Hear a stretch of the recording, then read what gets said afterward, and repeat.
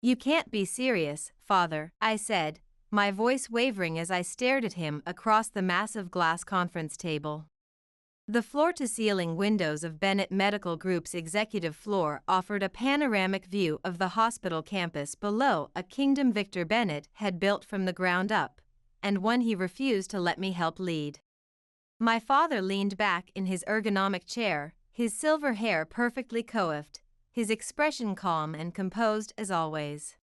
He exhaled slowly, adjusting his gold cufflinks, a gift from the board after their most profitable quarter last year. "This is not up for discussion, Olivia," he said, tapping his Mont Blanc pen against the ignored proposal I'd spent months preparing. "The executive committee has already decided." My fists clenched at my sides, the freshly manicured nails digging into my palms. The sting helped me focus, kept me from shouting. I refused to give the other board members, mostly men in their 60s who'd been my father's golfing buddies for decades, the satisfaction of seeing me lose control. "So that's it?" I asked, my words sharp enough to cut through the tension. "You'd rather hand the clinical operations director position to Ethan, someone who couldn't even finish medical school, than let me prove myself, all because I'm a woman?" Father didn't even flinch. The hospital's mission statement, compassionate care, innovative medicine, glowed on the wall behind him, a mockery of the conversation we were having. "This division is for your brother to manage, Olivia," he said firmly, straightening his silk tie. "You've done exceptionally well with your healthcare administration degree, and your patient advocacy program has been interesting. But clinical operations requires a certain authority that patients and doctors alike respect. My name is Olivia Bennett. I'm 31 years old, Johns Hopkins educated with a master's in healthcare administration, and the daughter of Victor Bennett, CEO of Bennett Medical Group, one of the largest private hospital networks in the Northeast. My entire life has been about proving myself, earning my undergraduate degree in public health with honors, completing dual master's programs, implementing successful patient care initiatives that reduced readmission rates by 17%. Also, I could follow in my father's footsteps and transform our hospitals into truly patient-centered institutions. But standing there in that sterile conference room, watching the morning light reflect off medical awards and financial growth charts, I felt my carefully constructed world shift beneath me. It didn't matter how hard I worked or how much I loved healthcare. To him, I was just his daughter, someone who should be satisfied running charity galas and wellness programs while the men handled the real business of medicine. I looked him straight in the eye, finding my voice again, steadier now. "Ethan doesn't care about patient outcomes, Dad. He's never completed a clinical rotation in his life. He dropped out of medical school in his 3rd year, and he has absolutely no idea how to balance quality care with operational efficiency. You know that as well as I do." My father sighed, rubbing his temple like I was giving him a migraine. His Rolex, the one Mother gave him when he opened his first hospital, caught the light. "Ethan will learn. He's my son, Olivia." The Bennett name in medicine goes back 3 generations of men. "And you," he paused, his voice softening just slightly, revealing the father beneath the CEO, "you have other options, a future that doesn't involve the stress of running a medical division. I'm protecting you." I felt a bitter laugh escape my lips, echoing against the minimalist decor. "Protecting me?" I said, shaking my head in disbelief. "You're not protecting me, Dad. You're holding me back. I've earned this. I've worked harder than anyone, including Ethan, and you know it. My patient-centered care initiative saved this hospital group $2 million last year while improving satisfaction scores. But you won't even give me a chance because you're too stuck in your antiquated views to see what I'm capable of." His expression hardened, the momentary glimpse of fatherly concern vanishing. I knew I'd pushed too far. "That's enough, Olivia," he said, his voice sharp as a scalpel. Women make excellent care coordinators and wellness directors. That's where your talents lie. We're done here. I stormed out of the conference room, my heels clicking angrily against the polished marble hallway adorned with portraits of Bennett physicians dating back to the 1920s, all men, of course. The sound echoed through the administrative wing of our flagship hospital, past framed newspaper articles celebrating my father's medical empire. My mother was in the hospital's atrium, quietly arranging an elaborate flower display for the annual donor appreciation event. Her elegant hands, once skilled at inserting IVs and dressing wounds during her nursing days, now perfectly positioned orchids and roses. She looked up as I passed, her expression soft but weary, the lines around her eyes betraying years of similar disappointments. "Olivia," she said gently, catching my arm. "What happened, sweetheart?" I stopped, turning to her with a volatile mix of frustration and desperation threatening to spill over. "He won't let me run clinical operations," I said, my voice breaking despite my efforts to control it. "He's handing everything over to Ethan, and he expects me to smile and plan charity events instead." She sighed, her hands stilling over the flowers, a distant look crossing her face. "Your father, he has his ways," she said, her tone hesitant. "But maybe it's best not to push him right now, dear. The board meeting next month has him stressed." "He means well." I stared at her, stunned by her response. "Means well?" I repeated incredulously. "Mom, he's throwing away everything I've worked for because I'm a woman. How can you stand there and defend that? You were one of the most promising nursing leaders at Massachusetts General before you married him." She lowered her gaze, and I could see the years of quiet submission etched into her once determined face. The brilliant nurse who developed innovative patient care protocols, now arranging flowers and hosting galas. "I just don't want to see you hurt, Olivia," she said softly, adjusting her pearl necklace, another anniversary gift from my father. "Sometimes it's easier to accept the roles we're given." I found my happiness. Her words hung in the air between us, and I realized in that moment that I was truly on my own. The realization cut deeper than my father's rejection. That night, as I lay in bed staring at the recessed lighting in my downtown apartment ceiling, the weight of my father's words pressed down on me like a lead X-ray apron. I thought about everything I'd done to get to this point, endless nights analyzing healthcare metrics, research projects on improving patient outcomes while reducing costs, the sacrifices I'd made to live up to the Bennett medical legacy.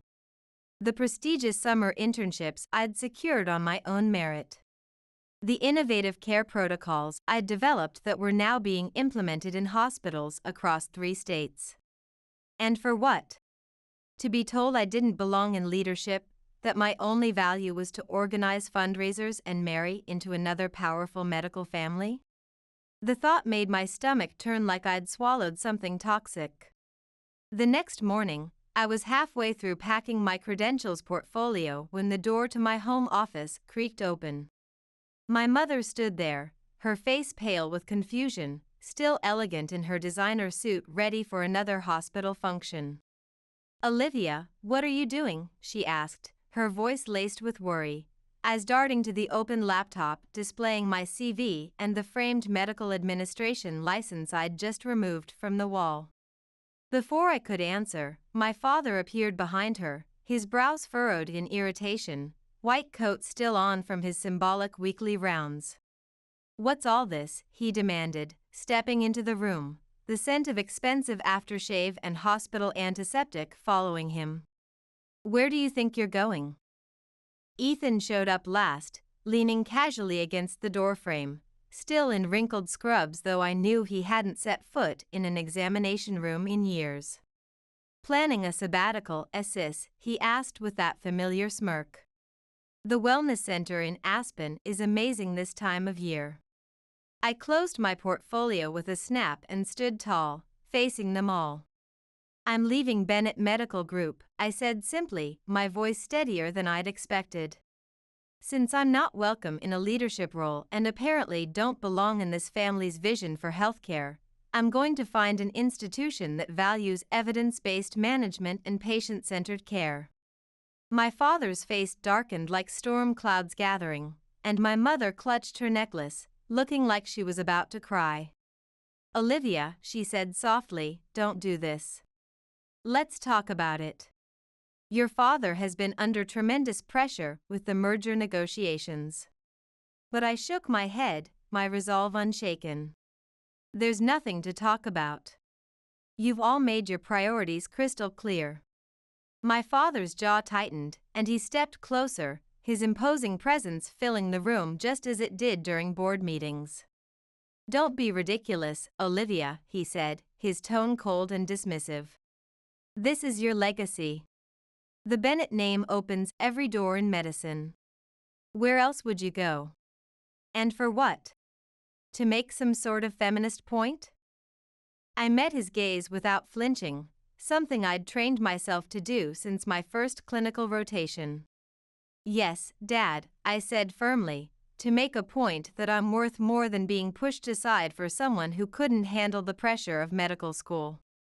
You made it clear yesterday that I have no place in your executive team, so I'll find a healthcare system that values what I bring to the table. Ethan let out a low chuckle, shaking his head. You're really making a big deal out of nothing, Liv, he said, crossing his arms over his wrinkled scrubs. You're throwing a tantrum just because Dad isn't handing you the keys to the kingdom. There's more to running a hospital than patient satisfaction surveys. His dismissive tone pushed me over the edge. This isn't a tantrum, Ethan, I snapped. It's me taking control of my career, something you've never had to do because everything's been handed to you, including a vice presidency after you failed your USMLE Step 2 twice.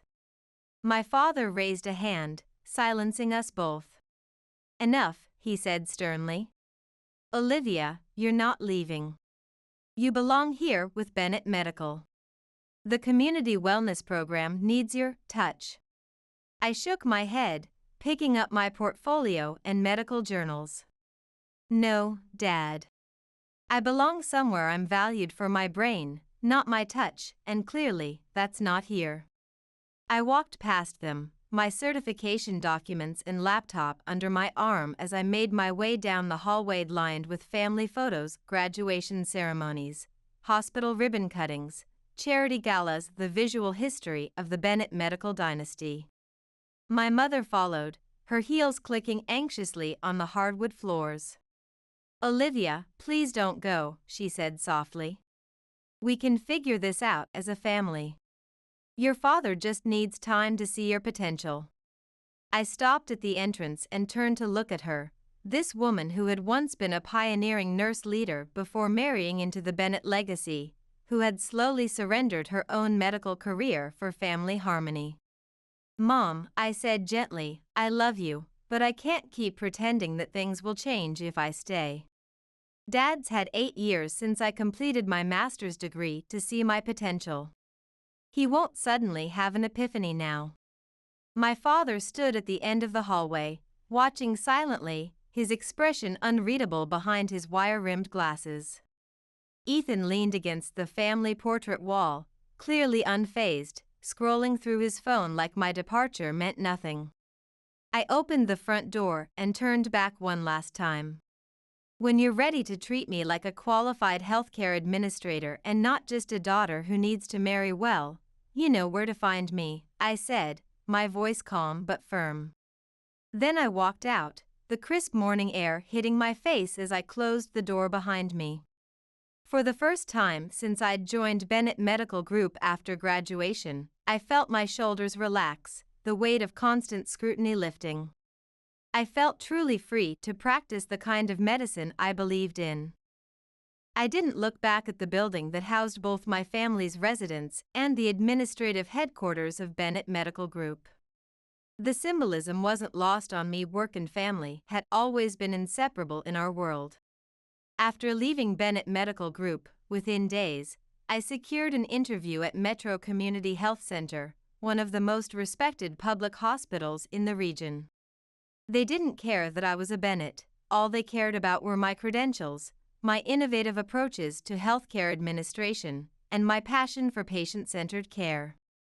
When I walked into that aging but immaculately maintained facility, I wasn't Victor Bennett's daughter. I was Olivia Bennett, Johns Hopkins graduate and determined healthcare administrator with proven results. The building itself couldn't have been more different from my father's gleaming medical towers. Metro's mid-century architecture housed equipment that was functional rather than cutting-edge, and the waiting rooms were filled with patients from all walks of life rather than the wealthy clientele my father's hospitals primarily served. By the end of the week, Dr. Camila Rodriguez, the hospital's director, offered me a position as their healthcare improvement coordinator. For the first time in my professional life, I felt like I belonged somewhere for what I could do, not for who I was related to. Your ideas about reducing wait times while improving care quality are exactly what we need, Dr. Rodriguez told me, her dark eyes sharp with intelligence. She'd built her entire career in public health, working her way up from a community clinic in her immigrant neighborhood to running one of the city's most efficient hospitals despite constant budget constraints. "I'm not going to lie to you," she continued, leaning forward across her desk cluttered with patient files and grant proposals. "We don't have the resources your family's hospitals have. Our MRI machine is 5 years old, and we're constantly fighting for funding. But what we do have is a staff that truly cares and an administration willing to innovate." The work was challenging but deeply rewarding. I was given real responsibility and authority to implement changes, something my father had never trusted me with. Our patient population was diverse and often underserved, with complex medical and social needs that required creative solutions. Within a few months, I was leading a major initiative to redesign patient flow through the emergency department, resulting in reduced wait times and better outcomes. My team consisted of dedicated healthcare professionals who judged me solely on my ideas and work ethic, not my last name. Dr. Rodriguez became more than just my boss. She became a mentor who pushed me to take on greater responsibility. "You have a gift for seeing both the human and systems elements of healthcare," she told me after I successfully reorganized their chronic care management program.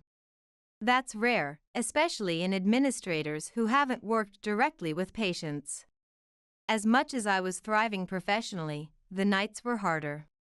Cutting ties with my family wasn't easy, no matter how justified it felt. There were moments, quiet ones, like coming home to my apartment after a long day of budget meetings and staff training, when the weight of it all would hit me. I missed my mother's gentle presence, even if she never stood up for me. I even missed Ethan's annoying jokes and the way he could sometimes make the entire hospital staff laugh during the annual holiday party. But what hurt the most was knowing my father didn't think twice about letting me go, his own daughter, who shared his passion for medicine, just not his outdated views. I hadn't heard from any of them in months. Not even my mother had called, though I'd seen her name on my caller ID twice before the calls were disconnected. I imagined my father standing nearby, silently disapproving of any contact. Months passed, and I poured everything I had into my work at Metro. The challenges were enormous: securing grants for new equipment, developing protocols that worked with limited resources, training staff to provide excellent care despite overwhelming patient loads. Often, I found myself in the hospital until midnight, reviewing processes and looking for efficiencies that wouldn't compromise care quality. With each successful initiative, my confidence grew. The emergency room redesign led to a 22% reduction in wait times. My chronic care coordination program reduced readmissions by 18%. The community health outreach I developed brought preventive care to neighborhoods that had historically low engagement with the medical system. I wasn't just a healthcare administrator anymore. I was becoming a force for change in community medicine. Dr. Rodriguez started bringing me to regional healthcare conferences, where my data-driven approaches to improving care while controlling costs gained attention. The growth wasn't just professional, it was personal too. I learned to stand on my own, to make decisions without worrying about whether they would please my father or fit into the Bennett healthcare philosophy. I developed my own leadership style, collaborative rather than authoritarian, focused on evidence rather than tradition. Every positive patient outcome felt like proof that I was more than they had ever given me credit for. I wasn't just Victor Bennett's daughter, I was Olivia Bennett, healthcare innovator, and I was making a name for myself on my own terms. One afternoon, after a particularly successful quarterly review meeting where we'd presented significant improvements across all departments, Dr. Rodriguez called me into her office. It was modest but practical, nothing like my father's mahogany-paneled domain, but somehow more authentic with its walls covered in public health campaign posters and thank you cards from patients. She gestured for me to take a seat and leaned back in her chair, her keen eyes studying me intently, a stack of medical journals serving as a paperweight on budget reports. "Olivia," she began, her tone measured, fingers steepled in front of her, "I have a case I think you're ready for. It's significant, complicated, and it's going to put you in the spotlight. Not just here at Metro, but citywide." I nodded, intrigued and slightly concerned by her serious expression. "What's the case?" I asked, leaning forward slightly, my mind already running through possibilities, perhaps the major healthcare grant we'd applied for, or the innovative community care initiative we'd been developing. She hesitated for a moment, took a deep breath, then continued, "We're representing a patient in a major medical malpractice suit against Bennett Medical Group." She paused, watching my reaction carefully. "They're suing your father's hospital for negligence in a case involving delayed diagnosis and improper treatment protocols. The patient, Mrs. Elena Vega, experienced catastrophic complications that could have been prevented. The stakes are enormous for her family, and the case is gaining attention in medical circles." The words hit me like a defibrillator shock. My stomach tightened into knots, and for a moment I couldn't speak. The room seemed to tilt slightly as the implications cascaded through my mind. "You want me to help build a case against my father's hospital group?" I finally said, my voice steadier than I felt, though my knuckles had turned white as I gripped the armrests. Dr. Rodriguez nodded, her expression compassionate but resolute. "I know it's personal, Olivia, but that's exactly why I want you involved. You understand how Bennett Medical Group operates, their protocols, their administrative structure, their approach to risk management. You're one of the sharpest healthcare administrators I've ever worked with, and you've proven your commitment to patient advocacy. If anyone can help ensure this woman gets justice, it's you." I took a deep breath, trying to process what she was asking. The Bennett name had been synonymous with medical excellence in this city for generations. Despite my personal conflicts with my father, I'd never questioned the quality of care their hospitals provided. "Camila," I said slowly, using her first name as we often did during serious discussions, "you realize what this could mean for me, personally and professionally? This isn't just another case, it's my family, my history. It could permanently burn any bridge that might still exist." She leaned forward, resting her elbows on the desk cluttered with patient advocacy materials. "I understand that," she said firmly, "but this is your chance to demonstrate what you truly stand for, that patients come before profits, before family connections, before everything. This case represents exactly the kind of healthcare inequity you've been fighting against since you joined us." She slid a file folder across the desk. Mrs. Vega was admitted to Bennett Memorial with symptoms that clearly indicated a serious cardiac condition. Instead of being properly triaged, she waited for hours because she didn't have premium insurance. By the time she was seen, the damage was extensive. The cardiologist who eventually treated her has privately expressed concerns about the protocols but is afraid to speak out. I opened the file, scanning the medical details. The documentation was damning: clear signs missed, protocols not followed, decisions apparently made based on insurance status rather than medical need. My father's signature was on the hospital policy that had been implemented 6 months earlier, a policy I had argued against before I left. "This is a lot to take in," I said, my voice quieter now as I closed the file. The patient's face stared up at me from the attached photo, a middle-aged Latina woman, someone's mother, someone's wife. Dr. Rodriguez nodded, her expression understanding. "I don't expect you to decide right here and now. It's a big ask, Olivia, and I know how personal this is for you." I met her gaze, grateful for her patience and understanding.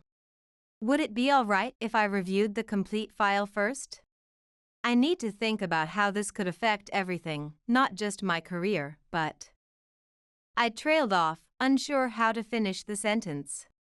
"Take all the time you need," Dr. Rodriguez said, her voice steady. "But we need to move quickly if we're going to help Mrs. Vega. Her family is struggling with mounting medical bills for care that should never have been necessary. Let me know by the end of the day tomorrow." That night, I couldn't sleep. I lay in bed staring at the ceiling, city lights filtering through my blinds, my mind racing with everything at stake. The patient file lay open on my nightstand, Mrs. Vega's medical records telling a story of systemic failure, exactly the kind of case I'd gone into healthcare administration to prevent. Taking the case meant going up against my father, the man who had dismissed my capabilities and handed everything to Ethan without a second thought. It meant challenging the hospital group that bore my name, the legacy that had opened so many doors for me, even as it closed others. But it also meant standing up for a patient who had been wronged, advocating for the kind of healthcare I believed in: equitable, compassionate, and evidence-based. For 2 days, I went back and forth, weighing the professional and personal consequences. I thought about my father's cold dismissal of everything I'd worked for, about my mother's quiet resignation to the status quo, and about Ethan's smug sense of entitlement. But I also thought about the chance to truly embody the values I claimed to stand for, to show everyone, including myself, that I wasn't just talking about patient-centered care, I was willing to fight for it, even when it cost me personally. I reviewed Mrs. Vega's file repeatedly, noting discrepancies between official protocols and what had actually happened. I recognized the handwriting on some of the orders: doctors I'd known since childhood, administrators I'd worked alongside. This wasn't just about my father, it was about an entire system that sometimes prioritized efficiency and profitability over patient welfare. By the end of the second day, I made up my mind. I walked into Dr. Rodriguez's office the next morning, my shoulders squared and my voice steady despite a night of minimal sleep. "I'll help with the case," I said simply, placing Mrs. Vega's file on her desk with my preliminary analysis notes attached. Her face brightened with approval and what looked like respect. "I knew you would make the right choice," she said with a determined smile. "Your commitment to patients over politics is exactly why I wanted you here at Metro." She reached for her phone. "Let's get our legal team in here and start building this case. The depositions begin next week." The day of the first hearing arrived, and the tension in my body felt like a physical presence. As I entered the courthouse alongside our hospital's legal team and Mrs. Vega's family, I clutched my leather portfolio tightly, my heels clicking against the polished marble with every step. The weight of responsibility pressed down on my shoulders, not just professional responsibility to Metro and Mrs. Vega, but the moral weight of what I was about to do. The Vega family walked beside me, Elena in a wheelchair, her husband Carlos gently guiding her, their adult children flanking them protectively. Elena's once active body had been devastated by complications that proper care could have prevented. Looking at her, I felt my resolve strengthen. This case wasn't about my family drama, it was about justice for this woman. As I approached the front of the courtroom, I saw them, my father and Ethan, sitting at the opposing table alongside Bennett Medical Group's legal team. Our eyes met, and I felt their shock hit me like a physical force across the room. My father's jaw tightened immediately, his eyes narrowing behind his glasses as recognition dawned. Ethan's mouth fell open slightly before he quickly masked his surprise with that familiar smirk, though I could see the unease in his expression as he leaned over to whisper something to their lead attorney. I set my portfolio on our table and met their stares head-on. I wasn't going to look away or falter. I was here representing a patient who had been harmed by systemic failures, and nothing, not their surprise, not their disapproval, not the childhood memories threatening to surface, was going to throw me off. For a brief moment, my father's gaze softened almost imperceptibly, something flashing in his eyes that might have been hurt or disappointment. But he quickly composed himself, straightening his custom suit jacket and leaning over to whisper something to their chief counsel. I didn't care what he said. I was ready. As the proceedings began, I slipped into my role seamlessly, providing our attorneys with insights into Bennett Medical Group's operational procedures. Every protocol analysis, every staffing pattern explanation, every quality metric interpretation I offered was executed with precision and professional detachment. I kept my tone calm, my demeanor collected, and my focus solely on the medical facts of the case. When the judge addressed questions to me about hospital administration standards, I responded with confidence, never faltering under the weight of my father's scrutiny or Ethan's increasingly uncomfortable glances. The Bennett name was mentioned repeatedly throughout the proceedings, but I didn't flinch each time it was spoken. I wasn't Olivia, the daughter or sister, in that room. I was Olivia Bennett, healthcare administration expert for Metro Community Health Center, and I intended to ensure that Mrs. Vega received justice. Even when Ethan took the stand and fumbled through explanations of administrative decisions he clearly didn't understand, I maintained my professional composure, though internally I noted every misrepresentation and half-truth. My father sat quietly for most of the proceedings, his expression unreadable, but I could feel his eyes on me as I consulted with our attorneys or reviewed documentation. It didn't matter. I wasn't there to earn his approval anymore. I was there to uphold the medical ethics he himself had taught me as a child, before profit margins became his primary concern. After several hearings, it became painfully obvious, at least for my father and the Bennett Medical Group legal team, that our case was strong. Every argument their attorneys brought to the table crumbled under the weight of the evidence we presented. The medical records clearly showed neglect of established protocols. Testimony from staff members, some speaking anonymously for fear of retaliation, revealed a pattern of prioritizing insured patients. Ethan's testimony had been particularly damaging. His inexperience with actual hospital operations was glaring, and when questioned about the specific triage protocols that had been implemented under his supervision as clinical operations director, he contradicted himself repeatedly.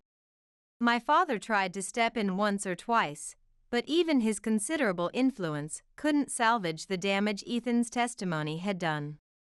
The tide was turning rapidly, and everyone in the courtroom knew it.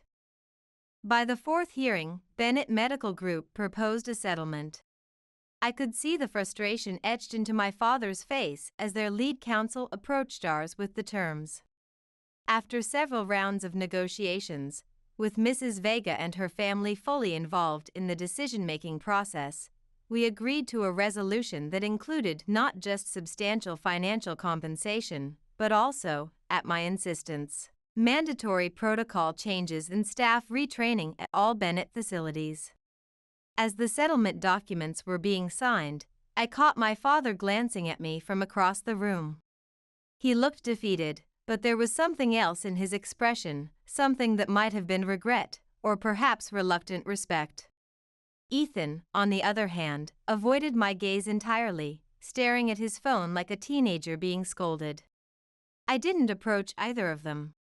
My work here was done, and I had proven exactly what I'd set out to, that patient care must always come before profit or convenience. Usually, after a settlement, I would stay behind to ensure our clients understood all the terms and to thank the legal team. It was something I always did, a small gesture of professionalism and compassion, regardless of how emotionally draining the case might have been. But this time, there was no opportunity. My father and Ethan had already gathered their things and were being ushered out a side door by their attorneys, without so much as a glance in my direction.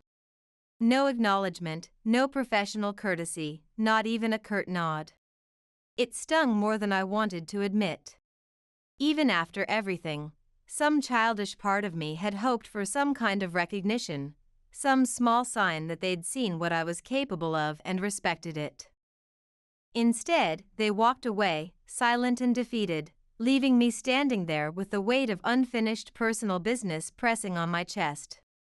I took a deep breath, pushed aside the disappointment, and refocused on Mrs. Vega and her family. They were embracing each other, tears of relief streaming down their faces. That was what mattered. That evening, back at Metro Community Health Center, my colleagues greeted me with applause as I walked through the doors.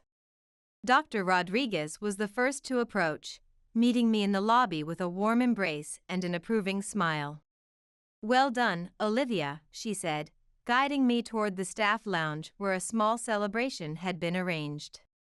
That settlement is not just a win for the Vegas, but for every patient who will benefit from the protocol changes. You stood for what was right, even when it was incredibly difficult personally. The team had set up a modest celebration with coffee, homemade desserts, and a hand-drawn congratulatory banner.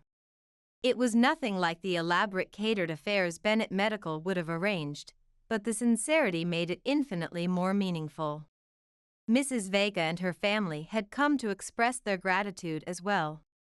Elena, still in her wheelchair but with noticeably improved spirits, took my hand firmly in hers. "You gave us back our dignity, Ms. Bennett," she said, her eyes shining with unshed tears. "The money will help with my care, yes, but knowing that other families won't suffer like we did, that means everything."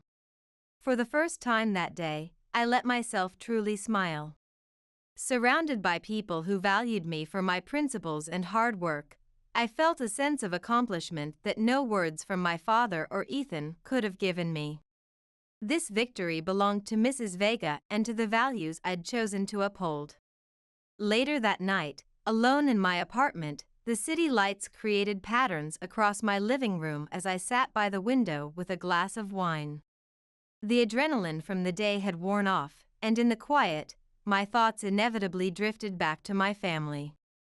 I replayed the courtroom moments in my head, the way my father's face had tightened with every piece of evidence we presented, the way Ethan couldn't even look me in the eye when it was over. I had expected them to be angry or defensive, but the silence they left me with was somehow harder to bear. For years, I had dreamed of earning my father's respect, of proving to him that I was worthy, not just of the Bennett name, but of a place in the healthcare system I had once hoped to help lead. And now, even after winning this case against them, I wasn't sure what I had achieved in their eyes. Did they finally see me for who I was, or was I just a painful reminder of their failure to meet their own ethical standards? The questions lingered unanswered as I stared out at the city skyline, wondering if the family ties I'd severed could ever truly be mended, or if they should be. The next morning, as I walked into Metro Community Health Center, the usual sounds of a busy public hospital greeted me, phones ringing at the nurses' station, the gentle beep of monitoring equipment, patients speaking in various languages with healthcare providers. I'd come to find comfort in this controlled chaos, so different from the hushed, hotel-like atmosphere of Bennett facilities. I had barely settled into my office, sorting through follow-up items from the settlement, when my assistant knocked on the door, her expression uncharacteristically hesitant. "Dr. Bennett? Your father is here. He's waiting in the main conference room." The words stopped me mid-motion, my coffee cup suspended halfway to my lips. "My father?" I asked, trying to maintain my composure though my heart had begun racing immediately. "Victor Bennett is here? Now?" She nodded, fidgeting slightly with her ID badge. "He arrived about 20 minutes ago. Dr. Rodriguez has been speaking with him, but he specifically asked to see you. He said it was important." I thanked her, though my mind was already racing as I made my way down the hallway past bulletin boards covered with community health notices and staff recognition awards. What could he possibly want? To threaten further legal action? To demand I stop using the Bennett name professionally? When I opened the door to our modest conference room, nothing like Bennett Medical's sleek boardrooms with their video walls and ergonomic seating, there he was, Victor Bennett, sitting stiffly in a standard-issue chair, his impeccable suit looking out of place against the functional, dated decor. He looked up as I entered, his expression unreadable, though the slight furrow in his brow betrayed something, discomfort, perhaps, at being in such pedestrian surroundings. "Olivia," he said simply, his voice quieter than I'd heard it in board meetings. I closed the door behind me, keenly aware of curious glances from staff members passing by.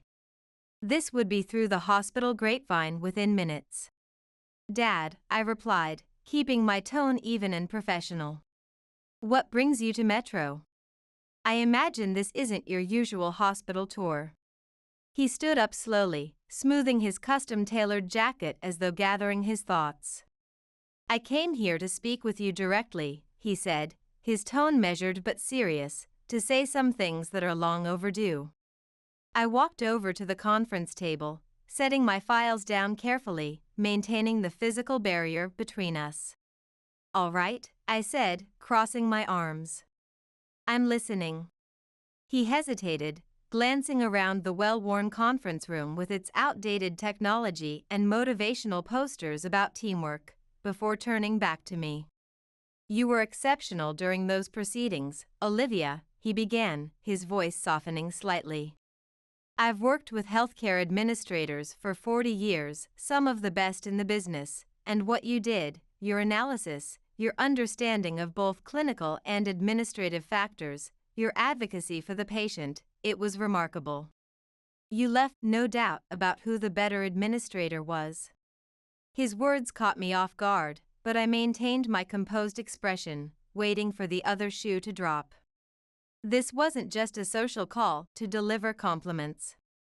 I've spent my entire career believing that the Bennett medical legacy meant maintaining control, keeping things within the family, doing things the way they've always been done, he continued, rubbing his temple slightly.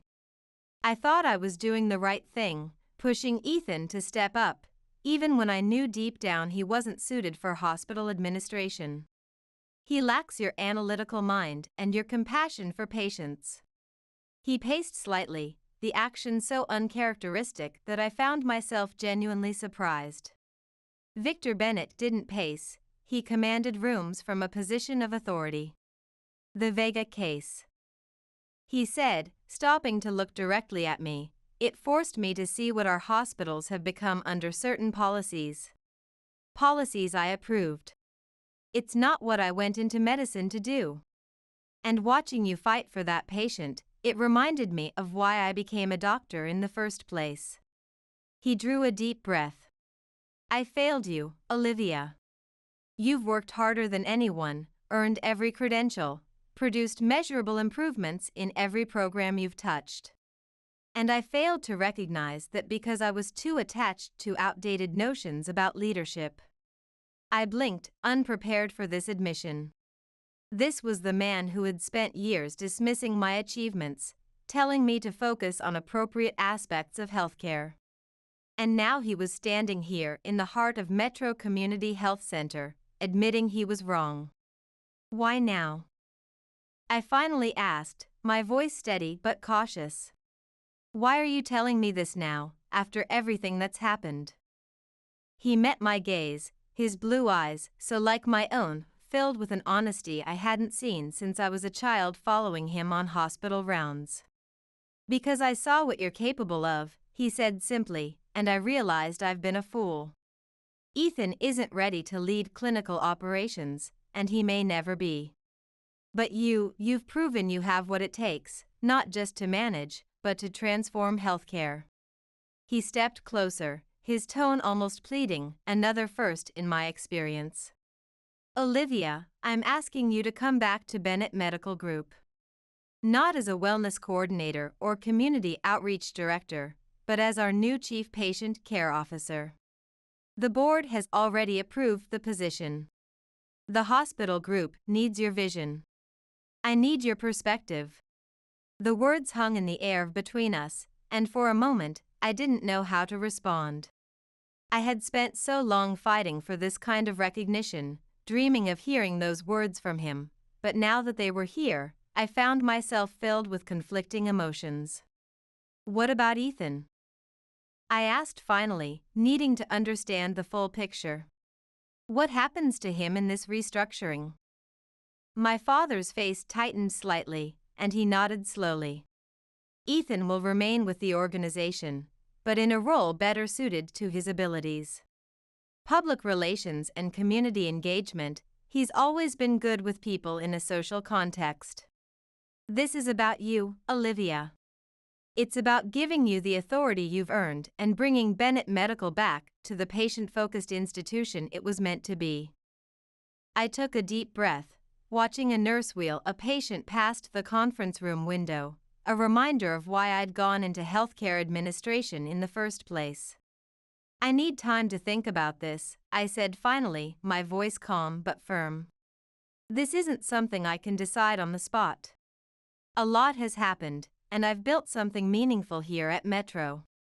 Dr. Rodriguez has trusted me with major initiatives. Our patients count on the programs I've implemented. My father nodded, his expression serious but understanding. Of course, he said. I wouldn't expect an immediate answer. This is a significant decision. He reached into his jacket pocket and pulled out a folder. This contains the formal offer, including the position description we've developed and the authority it would carry. I want you to see that this isn't just a title, it comes with real power to implement the changes you've always advocated for. He placed the folder on the table between us. Take all the time you need. I'm not asking for an answer today, Olivia. I just needed you to know that I recognize what I've done, and that I want to make it right. He moved toward the door, but before he left, he turned back to face me.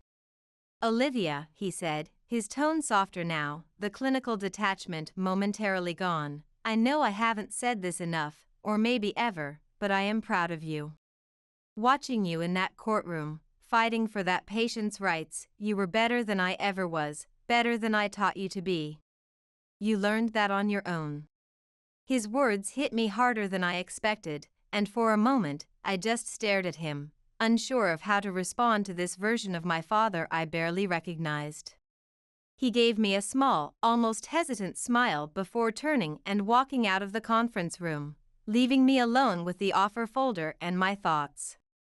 As I sat at the conference table, his words echoed in my mind. Better than I ever was. For so long, I had fought to prove myself to him, to show that I was more than just his daughter, that I was capable, competent, and deserving of respect in the healthcare field.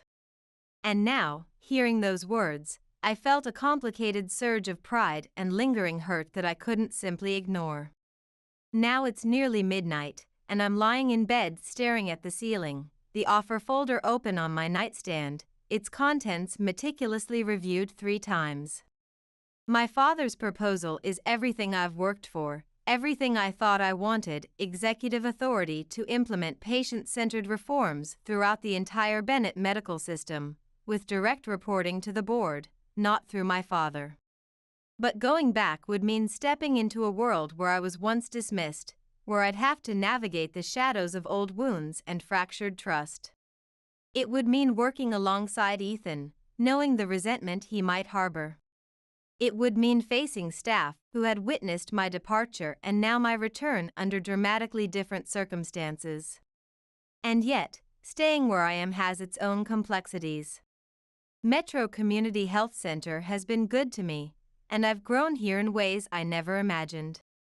Dr. Rodriguez has been the mentor I always needed. Our patient population genuinely requires advocates who understand their needs. But Metro isn't Bennett Medical Group.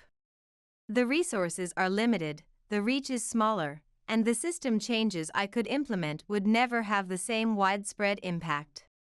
If I go back, I'd have a chance to transform one of the largest private healthcare networks in the region, to make patient-centered care more than just a marketing slogan.